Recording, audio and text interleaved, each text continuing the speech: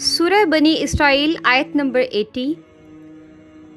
وَقُلْ رَبِّ أَدْخِلْنِي مُدْخَلَ صِدْقٍ وَأَخْرِجْنِي مُخْرَجَ صِدْقٍ، اور دعا کیجئے کہ اے میرے رب مجھے داخل کر عزت کا داخل کرنا اور مجھے نکال عزت کا نکالنا۔ بعض کہتے ہیں کہ یہ ہجرت کی دعا ہے۔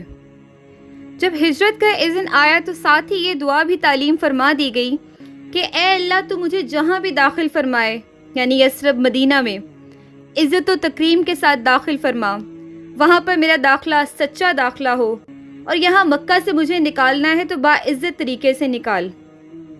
وَاجْعَل لِّي مِن لَّدُنكَ سُلْطَانًا نَصِيرًا، اور مجھے خاص اپنے پاس سے مددگار قوت عطا فرما۔ یعنی مدینہ میں جس نئے دور کا آغاز ہونے والا ہے، اس میں اپنے دین کے غلبے کے اسباب پیدا فرما، اور مجھے وہ طاقت، قوت اور اقتدار عطا فرما جس سے دین کی عملی تنفیذ کا کام آسان ہو جائے۔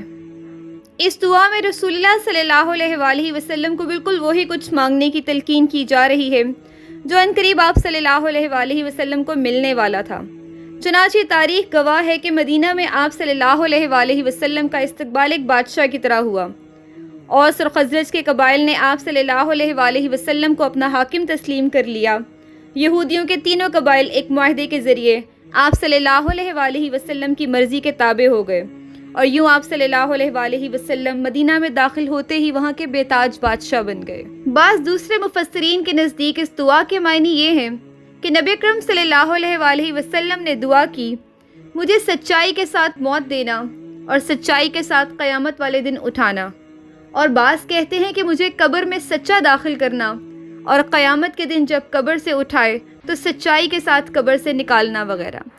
امام شوکانی رحمۃ اللہ علیہ فرماتے ہیں کہ چونکہ یہ ایک دعا ہے اس لیے اس کے عموم میں یہ سب باتیں آ جاتی ہیں۔